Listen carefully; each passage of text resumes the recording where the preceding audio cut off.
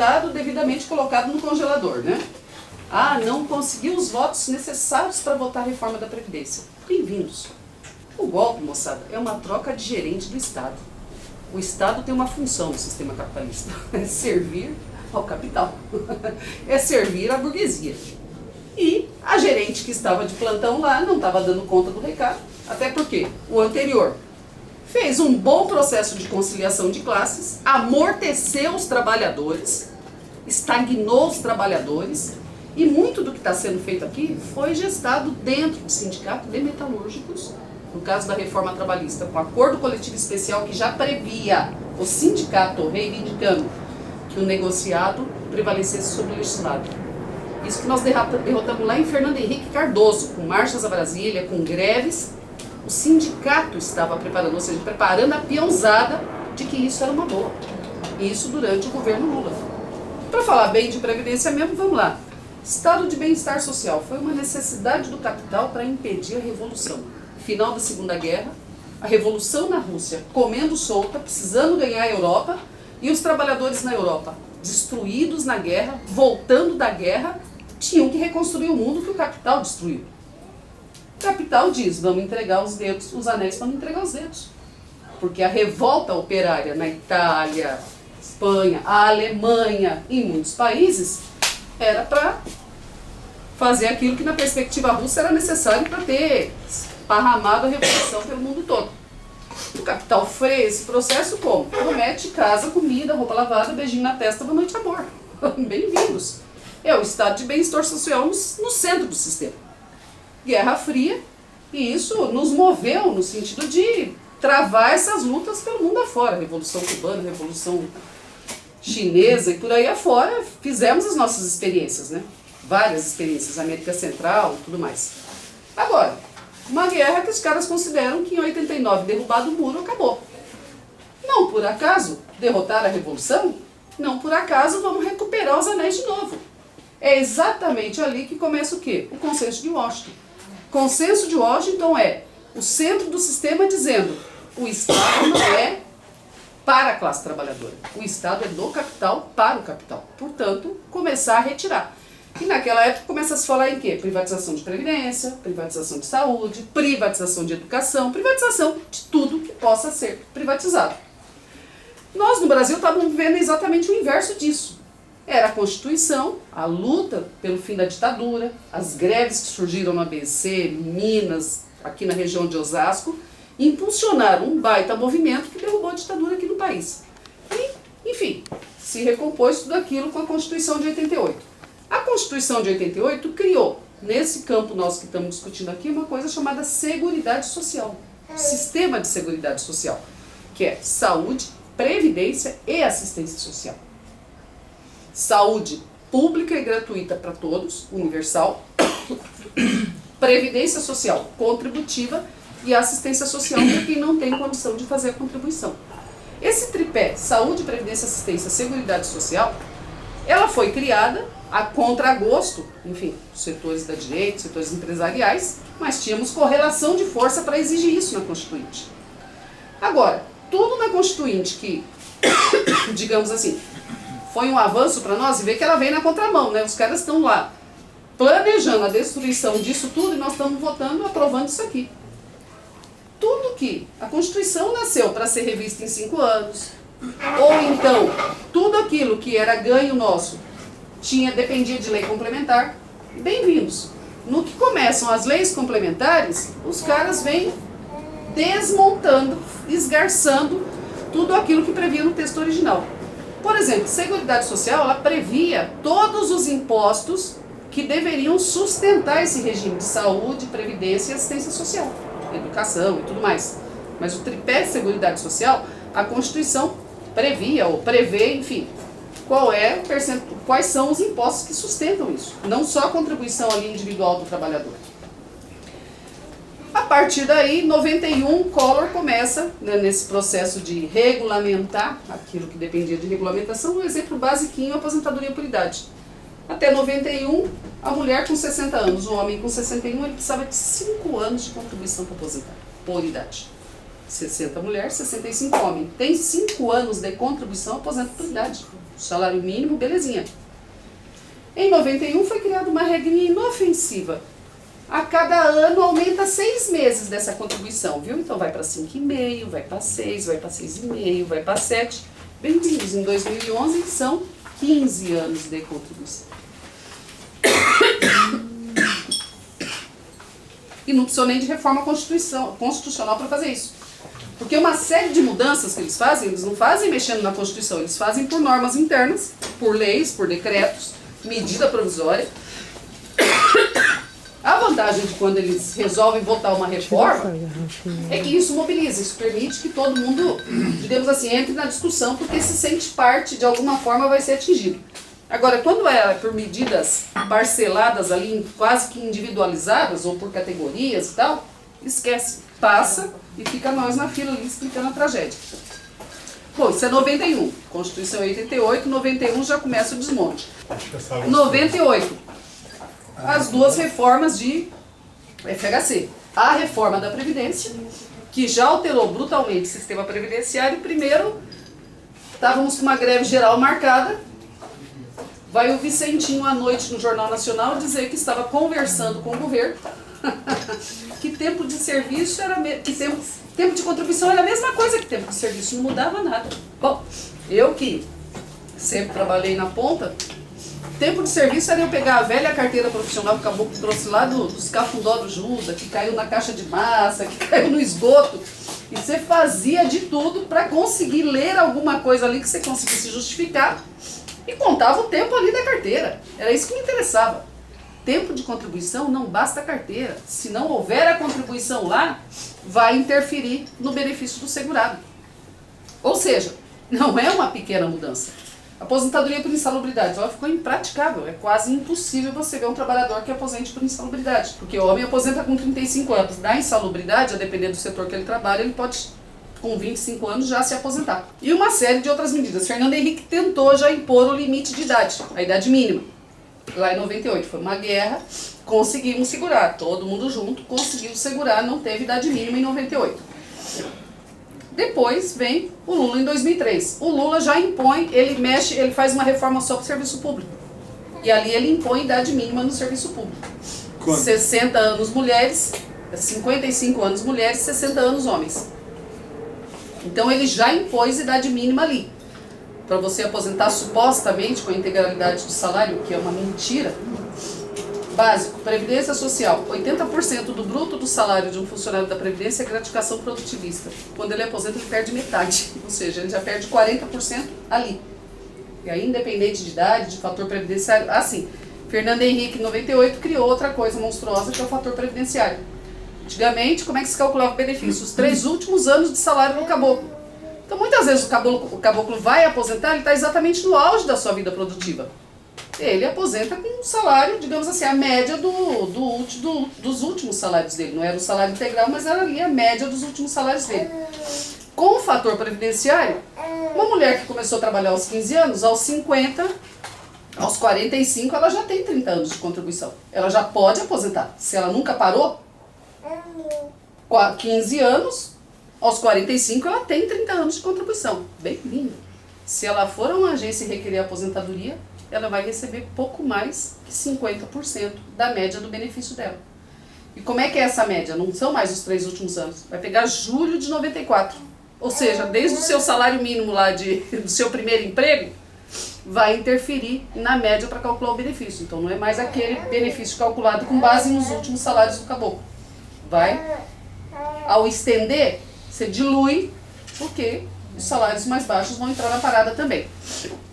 Bom, então Fernando Henrique cria o fator previdenciário, altera brutalmente as regras da aposentadoria por insalubridade e faz uma série de outras alterações. Ele faz uma mexida importante na reforma administrativa, porque ele fez a previdenciária administrativa, que é criar a figura de dividir o setor público em duas escalas.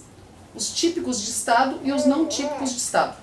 Típicos de Estado são as funções centrais que o Estado não abre mão de executar.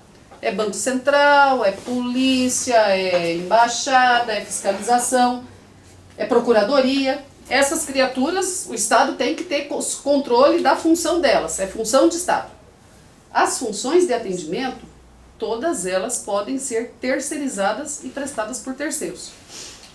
Na época ele criou duas figuras, na saúde as organizações sociais e no INSS as gerências executivas. Seria assim, numa cidade a sociedade civil se organizaria e alguém iria dirigir aquela gerência, aquela agência.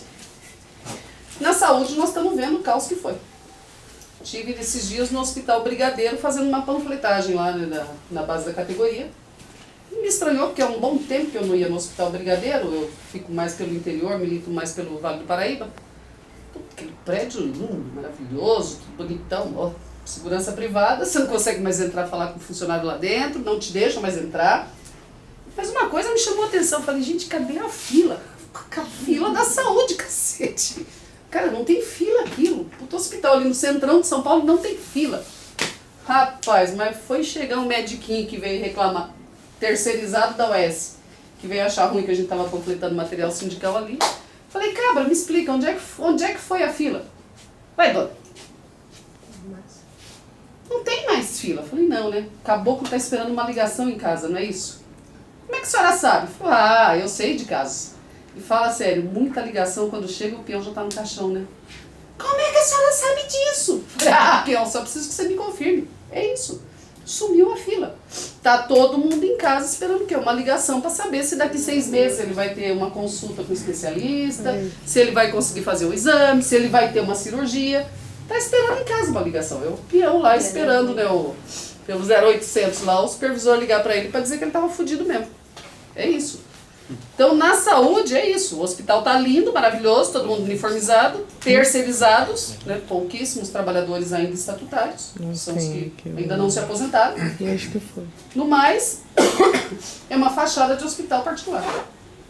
E o atendimento não é muito diferente, né?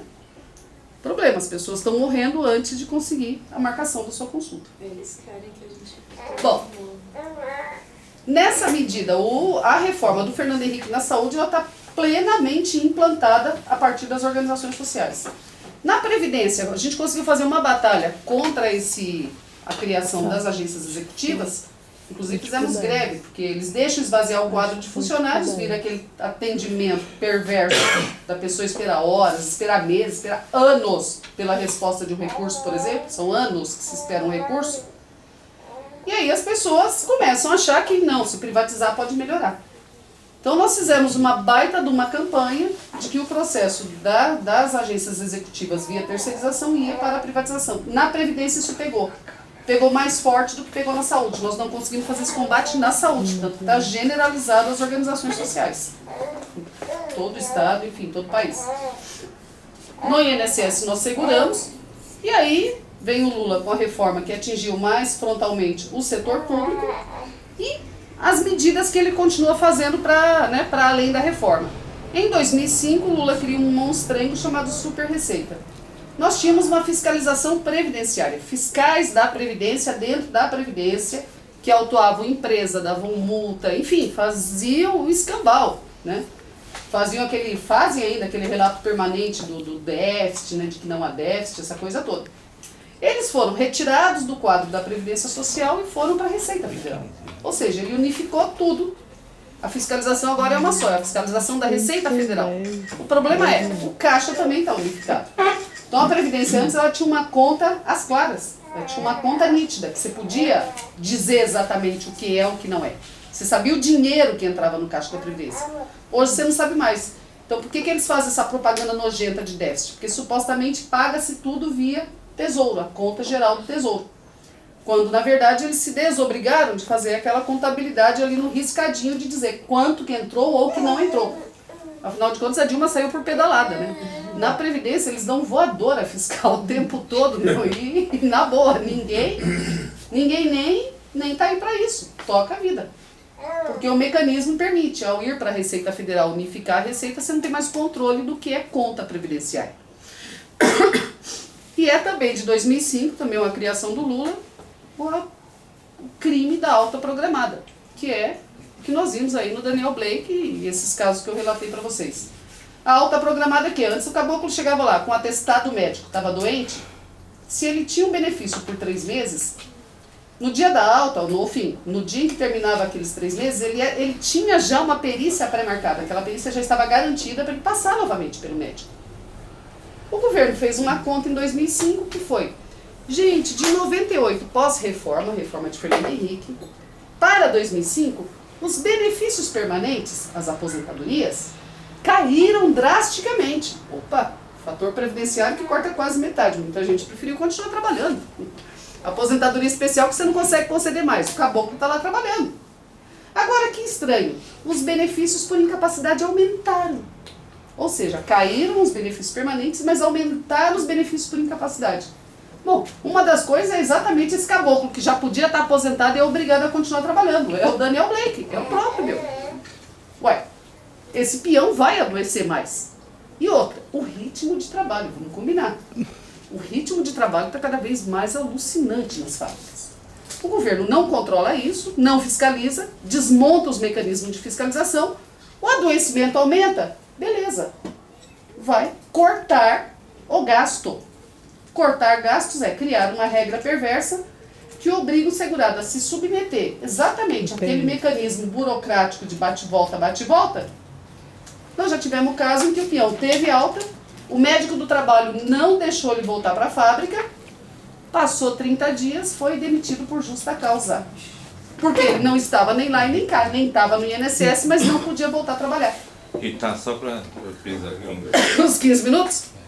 Beleza, estou encerrando aqui já. Peraí. Bom, nesse sentido, o conjunto das medidas, essa da alta programada, e ela vem cada vez piorando mais. O trabalhador tinha, quando ela foi criada, ele tinha a primeira alta, ele pediu uma reconsideração, né? Só depois ele ia para o recurso. Agora, simplesmente, a Dilma eliminou a reconsideração e o peão teve alta, ele vai ter que esperar anos por um recurso. Porque o recurso ele chega a esperar anos naquela situação. Ou seja, é o fim do que a gente viu aí no filme. E agora a Temer, vamos combinar, gente. Assim, Dilma também ainda, né? Mexeu no auxílio-doença, acabou com a reconsideração. Mexeu na pensão. A pensão antes, o segurado faleceu. A viúva ficava com o benefício, ela e os dependentes. Os dependentes iam, enfim, atingindo a maioridade, a parte do dependente retornava para titular, que no caso a viúva, enfim, ou viúvo. Ela mudou a regra. A viúva tem 50% do benefício e no máximo mais 5 cotas de 10%. Ao atingirem a maioridade, ela só fica com 50% dela. E criou praticamente um fator previdenciário que é regra de tempo de casamento, a idade dela, essa coisa toda. Estou falando dela, mas do viúvo também. Eu já peguei pensão com prazo de validade de 4 meses. A pensionista ia receber 4 meses. E o caboclo tinha trabalhado mais de 30 anos quando faleceu. Ou seja, a grande viúva desse país é o Estado. É o Estado que fica com as pensões que deveriam ser geradas para os trabalhadores, para suas famílias, seus dependentes. E isso no governo PT que você está falando? Esse é governo Dilma. Essa mudança da pensão já foi Dilma que fez. Em termos de montante de grana, seria quanto isso? Não dá para dizer. Não dá para dizer. Esse levantamento nós não temos. Mas bilhões. Sim.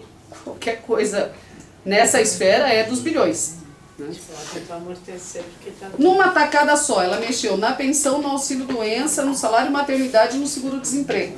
Isso foi em 2015. Tinha uma regra que era, o segurado para ter direito a um benefício previdenciário, ele tem que estar no sistema há 12 meses, pagando. A regra era, passou de 12 meses, ele tem que pagar 3 para voltar a ter direito ao benefício. Isso para auxílio-doença, para maternidade. Ela estabeleceu que não, são 12 meses de novo. Bem-vindo, muitas meninas, muitas mães, principalmente meninas mais novas, vão lá para tentar pagar para receber o benefício, não tem direito, porque ficou desempregada, engravidou, não são mais 3 meses para recuperar a qualidade de segurado, agora são 12. Então, um porrilhão de benefícios que não chega nem a se aventar a concessão, porque a regra impediu que entre para dentro. Não bastando tudo isso, nesta mesma tacada ela mexeu também nas regras do seguro-desemprego. Bom, e agora chegamos aí, 2017, 2016, o impeachment, Temer entra dizendo que vai fazer a reforma da Previdência. Eu queria tratar a reforma da Previdência, vou estourar em 5 minutinhos, como uma grande cortina de fumaça. A reforma da Previdência nos mobiliza.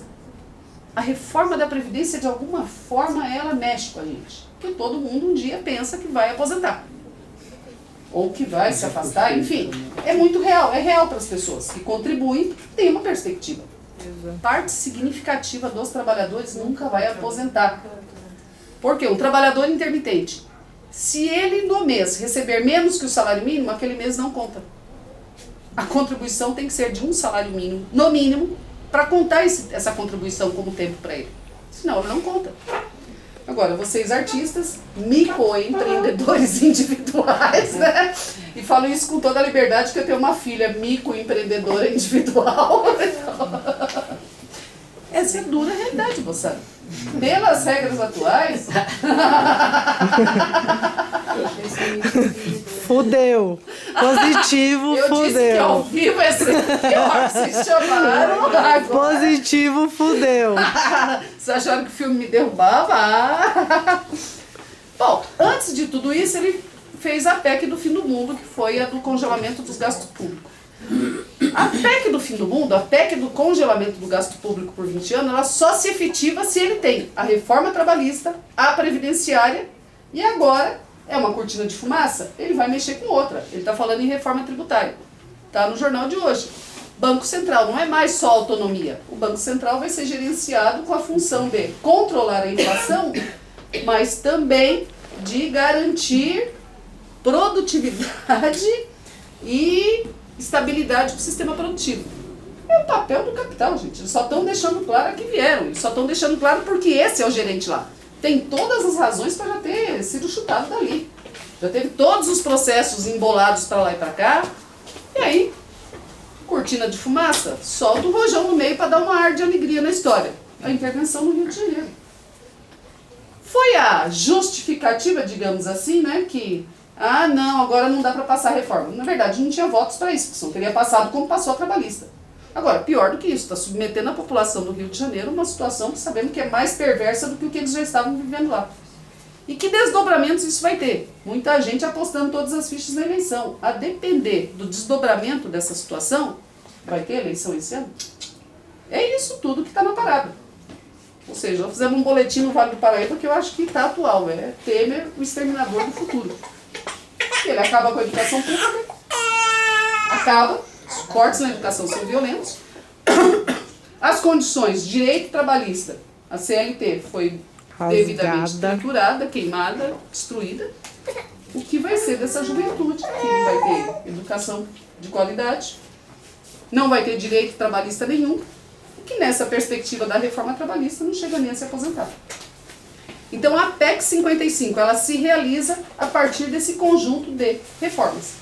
Então precisamos ficar atentos, porque ao abandonar formalmente a reforma da Previdência, mais 5 minutinhos, uma coisa que eles vêm fazendo desde o início e que Temer fez de forma precisa. Reforma é uma coisa que sempre gera, né, aquela dúvida, né? Reforma ou revolução, que, né, pena que a gente não está falando nesses termos, né? Ou se fosse isso. Mas vamos lá, não é isso, são contra-reformas. Primeiro isso, foram reformas lá atrás, digamos assim. Agora são contra-reformas. Agora, a mesma reforma, ela tem dois jeitos de ser feita. Eu olho o barraco e falo, meu, tá feio, aquela janela, me perdoe, gente. Aquela porta ali, socorro, aquele puxadinho chovendo todo dia. Vou fazer uma reforma. Junto os amigos, uma feijoada e beleza. Fez uma reforma, passa um cal e pronto. Tem outro jeito de fazer uma reforma. O barraco tá feio. Explode um bujão de gás dentro dele, que você ganha a favela inteira para construir um espigão, não é isso? Alguém já ouviu falar de algum caso assim? Esse é o modelo de reforma que eles estão fazendo, eles estão explodindo o barraco. Porque eles estão fazendo um conjunto de medidas internas, de alterações. Vocês viram ali um caboclo tentando se resolver por internet, é perfeito. Eles estão impondo no INSS teletrabalho para os trabalhadores e INSS digital para os segurados. Atendi uma senhorinha de mais de 60 anos. Minha filha, eu não consigo fazer essa senha. Tá bom, minha senhora, deixa eu ver se é o seu cadastro. Minha linda, seu cadastro está redondinho. Não, moça, você não está entendendo. Ó, a minha neta não conseguiu, a funcionária da Lan House não conseguiu, a minha advogada e a contadora. Ninguém conseguiu fazer a tal da senha. Eu entrei no sistema e falei, deixa eu fazer aqui para ver onde é que está o problema da sua senha. Chegou na hora da senha, virei o teclado para ela, é só a senhora fazer a senha. São aqueles 4 números? Falei, não, minha flor, agora são 9. 9? Tem que ter letra maiúscula, letra minúscula, número e essas cobrinhas aí do teclado. Cara, a pessoa de mais de 60 anos é o próprio personagem ali. Ou seja, ela já tinha recorrido a quantos?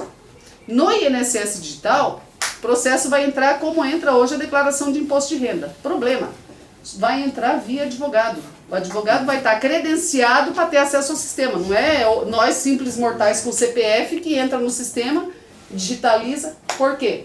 Porque os documentos do segurado vão ter que ser autenticados por um advogado. Ou seja, o serviço público sendo terceirizado, o segurado vai pagar para alguém dar entrada no processo dele. E aí o funcionário em casa achando que vai ser lindo trabalhar, porque olha, eu não vou ficar 3 horas no ônibus. Beleza. Ele vai ter que pagar pelo computador dele, ele vai ter que pagar pela rede de internet, ele vai ter que pagar tudo. Eu, como sou uma terrorista sindical mesmo, não tenho crise com isso, eu chego para a rapaziada e falo, gente, olha, e acabou a licença maternidade, hein? Como assim? Ué, contrata a babá para balançar o berço e vai continuar despachando o processo. Licença saúde, tu já tá em casa, tá doente, problema seu, mas tu já tá em casa, meu. Se vira, tu tem que despachar os processos que estão na tua caixa. E olha, a tua caixa de trabalho do INSS pode chegar ao meu e-mail do Yahoo que eu desisti dele. Como assim, Rita? 33 mil mensagens, eu nunca vou nem limpar aquilo lá. Eu desisti, abri outro e não vou olhar aquele e-mail. Já pensou você com 500 processos no dia de fechamento de meta? Você abraça o computador e pula do 3º andar, meu. É isso. Agora, isso pra quê? Essa visão perversa, né, porque um pouco o filme foi legal, porque assim, até a cadeira azulzinha do Ian estava ali no filme, gente. Até. Chegou uma hora, comecei a passar mal ali. Falei, pô, meu, faz 1 ano que eu tô fora desse balaio de gatos aí. Então, assim, eles estão por 2 lados. Por um lado, óbvio, eles não desistiram da reforma. Se houver um momento propício aí, eles vão fazer. Agora, a reforma é a coisa estrutural de mexer na Constituição e cortar efetivamente os direitos. Agora, o desmonte por dentro, ele está em pleno andamento. Desmonte mesmo de não ter, de fechar agências. As pessoas não terão agências para ser atendidas. Vai se virar por internet ou 135, que é o... Assim, e já começou o processo dos convênios. Falou muito ali em reabilitação. A reabilitação profissional é aquele segurado que ainda não pode voltar a trabalhar, está afastado e que está fazendo um processo multidisciplinar com vários profissionais para tentar ser encaixado novamente na empresa, num setor que seja menos danoso, essa coisa toda. Esse serviço está sendo repassado para a Fiesp. O patrão que aleja é o patrão que vai reabilitar. É lindo, é romântico, né, gente? Vários convênios vir para fazer o digital com empresas, sindicatos, OAB, enfim. E a perversão da revisão da invalidez. Esse personagem, a rigor, quem olhar para ele, assim, quem faz os processos de benefício, o médico perito que olhar, não, mas esse cara não tá doente mesmo. Olha lá, tá vendo? Ele tá pintando a janela, tá vendo? Ele tá pendurando peixinho, tá vendo? Ele tá levando criança na escola. Isso é um trabalho, ele pode trabalhar, é só ele trabalhar em outra coisa. Então, o que é a aposentadoria por invalidez? Muitas vezes lá no atendimento chegava uma pessoa, eu quero denunciar o vagabundo do meu vizinho que é aposentado por invalidez e ele não é doente porque ele vive fazendo bico na vizinhança. Tá bom, minha senhora, antes de qualquer coisa, quem na sua família não conseguiu benefício? Batata, o irmão, o cunhado, o marido. Ela ia lá denunciar o que estava no benefício, pô. Aí eu falava, bem-vinda, a senhora tem que fazer por escrito, colocar seu RG e seu CPF, porque a senhora vai ser chamada para testemunhar contra essa pessoa. Ah, mas é assim? Não pode ser anônimo? Não, meu bem. Põe aí e assina, por favor. Aí eu dou entrada. Muitos largavam para trás e iam embora. O que é a aposentadoria por invalidez? O peão está inválido. Ele tem que provar para o mundo que ele é inválido. É isso. Se o cara for visto cortando a grama lá, ajudando o vizinho, alguém denuncia e corta. Eu vou parando por aqui, gente, que depois acho que roda uma roda de conversa, de debate, aí fica mais animado. Eu já estava em quarta, se eu se engatar... A reforma trabalhista, ela é irmã gêmea, siamesa da reforma da Previdência, né? Quer dizer, uma depende da outra e uma vive com a outra e uma é a possibilidade de realizar a outra. Agora, o que eu estou falando é o seguinte, Nós estamos num momento da história do Brasil que é um momento,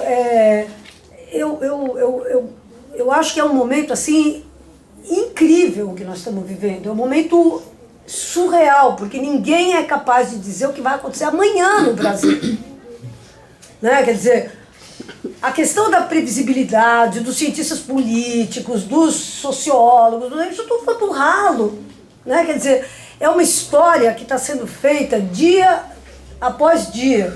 E é uma história que está sendo narrada dia após dia também, mas está sendo feita dia após dia. Por quê? Porque eu acho que a gente não tem como a gente não olhar para os eventos que aconteceram agora nesse carnaval e não chegar a falar, tem alguma coisa fervilhando por baixo da narrativa da Rede Globo, entendeu? Quer dizer, quando vai aquela porra daquela Paraíso do Tuiuti fazer o que fez na avenida, na principal festa do Brasil, no principal cartão postal do Brasil, numa festa que de todos os pontos de vista é uma festa que sempre foi dominada pelo pior do clientelismo, pelo pior do banditismo, pelo pior pelo pior, e de repente o negócio sai completamente do prumo, e a Rede Globo tem que patrocinar, tem que ela patrocinar o maior fenômeno de hackeamento que houve na história desse país. Não é? Quer dizer... Com exclusividade. Com exclusividade. Então, gente, eu tô falando isso porque eu acho que a história nunca... Eu sou militante faz muito tempo, desde 1977, quando conheci a Tata, aliás. Que é mais jovem, muito mais jovem do que eu. Muito mais jovem do que eu, mas... Muito. Vocês nem sabem. Mas... Ela engana bem, né? O que eu tô falando é o seguinte, é que na época a ditadura estava caindo, tinha uma crise no país gigantesca, e ainda assim a previsibilidade das coisas era muito maior do que é hoje, entendeu? Hoje... Com menos informação. Com muito menos informação, com muito menos... Enfim, mas é esse o ponto. É exatamente esse o ponto. Quer dizer, você tinha uma narrativa que estava absolutamente controlada, né? Quer dizer, aquela narrativa estava absolutamente controlada. Hoje, você tem a possibilidade, de repente, quem é que achava, antes do carnaval, que ia ter uma coisa chamada Paraíso do Tuiuti? A gente nem nunca tinha ouvido falar no Paraíso do Tuiuti. Nunca. E a gente estava curtindo o samba enredo da Beija-Flor. Bobinhos. Contra a corrupção. Contra a corrupção. E a gente estava achando. 2013, E a gente estava falando, ai que bacana. Enfim, o que eu estou falando é o seguinte, que tem um monte de camadas, e nós estamos vivendo esse exato momento, é um monte de camadas se mexendo. Não é aqui, sabe? Em 77, só era assim, os jornais nanicos. A imprensa independente era tão irrisória, que ela era, a gente mesmo chamava ela de nanica, quer dizer, ou seja, não era nanica, era naniquésima, era uma borra qualquer. Então, Borra, bonito. Tinha, uma borra qualquer. tinha seu valor, mas era... Sérgio Gomes. Era uma loucura. Agora tem 1 milhão de coisas. O Temer dá um golpe com o apoio de todo mundo, e ele tem 3% de aprovação.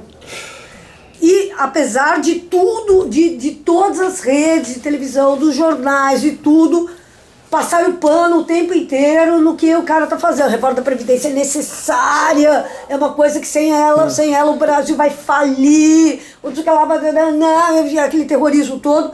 E, no entanto, o cara tem 3% de aprovação.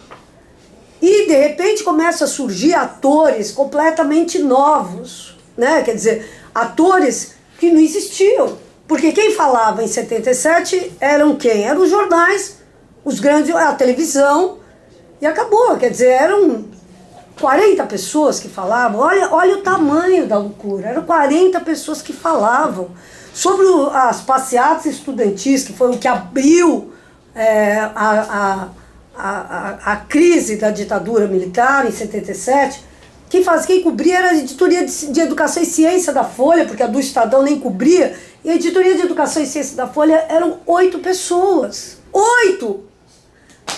Hoje nós temos isso tudo, entendeu? Esses milhões de pessoas falando, escrevendo e tal, não sei o quê. Ou seja, nós estamos com a luta de classes, é isso que eu acho, nós estamos com a luta de classes no Brasil num grau de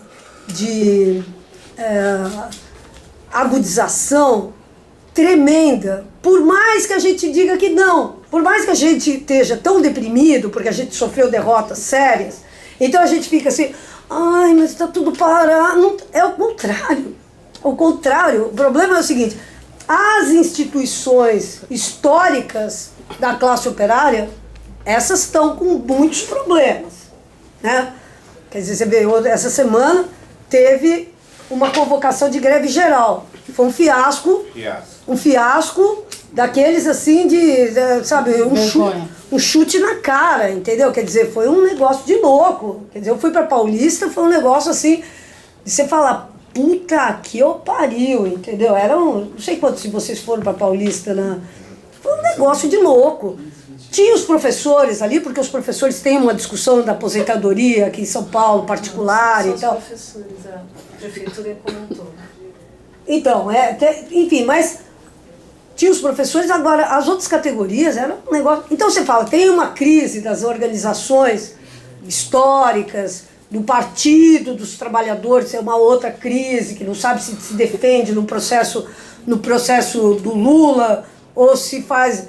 Enfim, o PT, não sei se vocês se lembram, o PT, que é o maior partido de esquerda do Brasil, o Lula tendo tomado o golpe o golpe da Dilma, que tirou a Dilma, o Lula teve a coragem de ir na cerimônia de posse da Carmen Lúcia, um dos ex-presidentes presentes, como se, olha, tivesse tudo na normalidade, como se tivesse tudo muito certinho. Ontem, aquele desculpa, é que eu estou tão revoltada com isso, na coluna da Mônica Bergamo saiu, mas isso me deixou louca, sabe? É demais.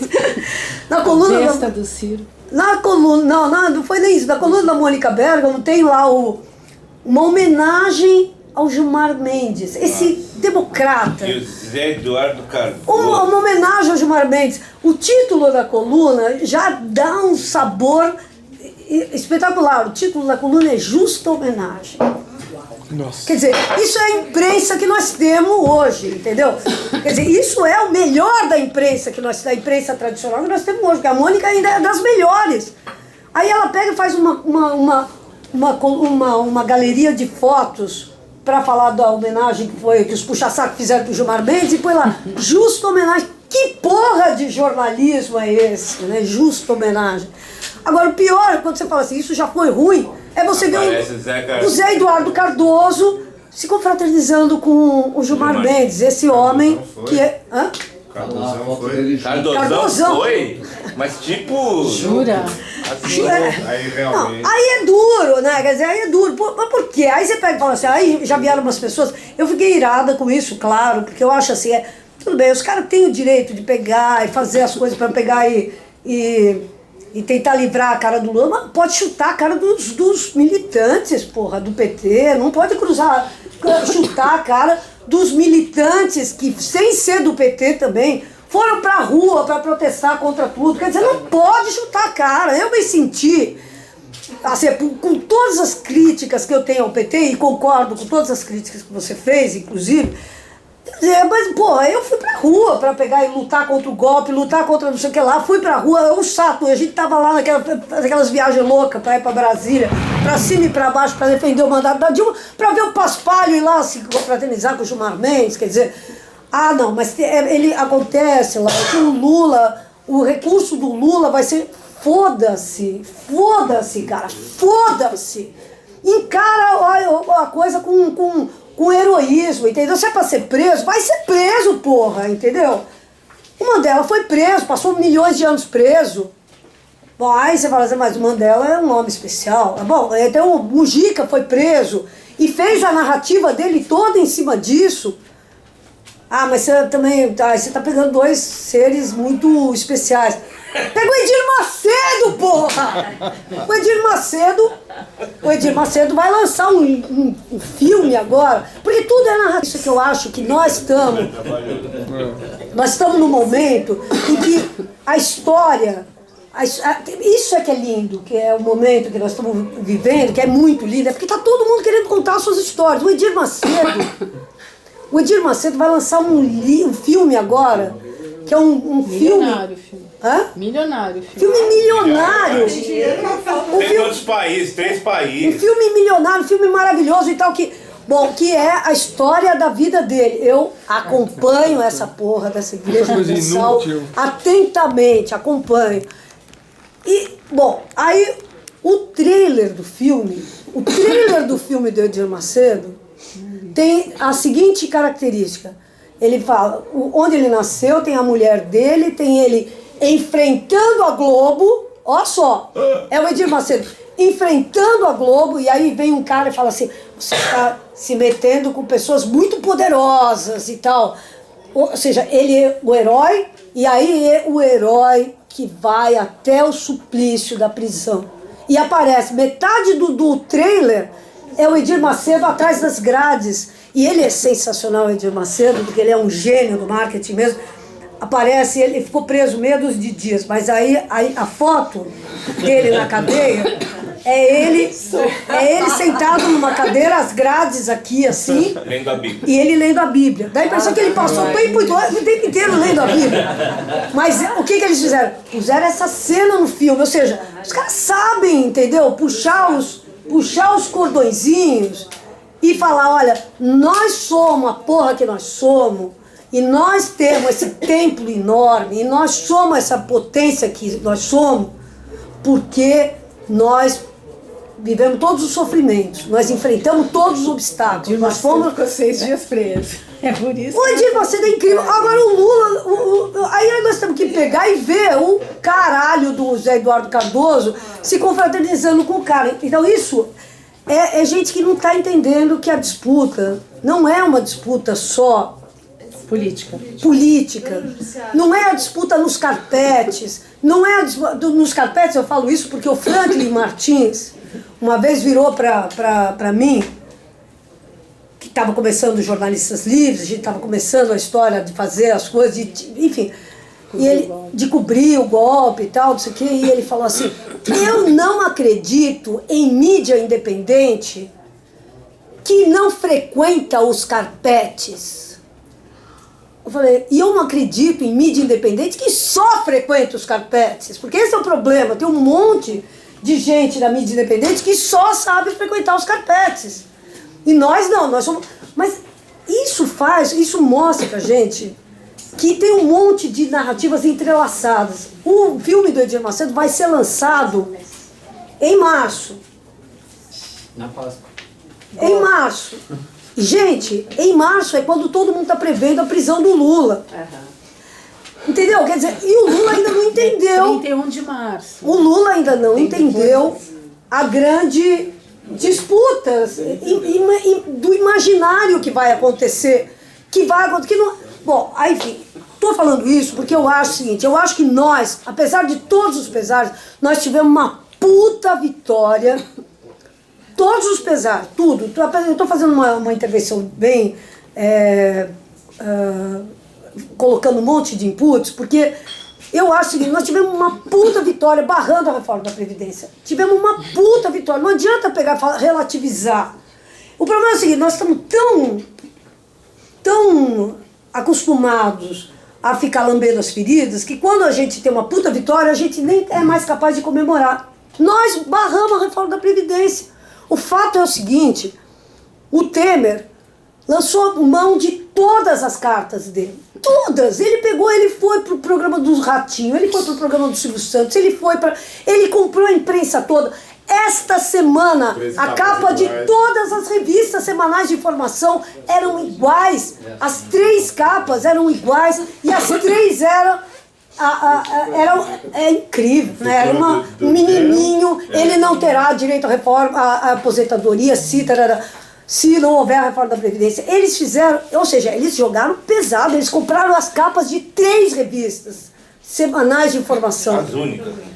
Para 3 dias depois. Sobrou. Para 3 dias depois abrir mão de tudo. Quer dizer, eles sofreram uma puta derrota. Ah, não, mas não foi uma puta derrota, porque isso a gente chegou a discutir essa semana no Jornalistas Livres, que fala assim, não foi uma puta derrota, porque ele vai retomar isso. A luta de classes é assim, gente. Um dia é um cabo de guerra. Um dia a gente puxa e traz eles pra cá. Outro dia eles puxam e aí leva a gente pra lá. Mas é assim, esse cabo de guerra, até a hora que a gente pegar e jogar eles pra puta que eu pariu. Mas, né? Mas por enquanto vai ser isso. Agora, nesse exato momento, nós puxamos e inviabilizamos a reforma da Previdência. Aí fala assim, bom, e aí eles pegaram e falaram, mas nós vamos comemorar, e tem o Rio de Janeiro nessa confusão.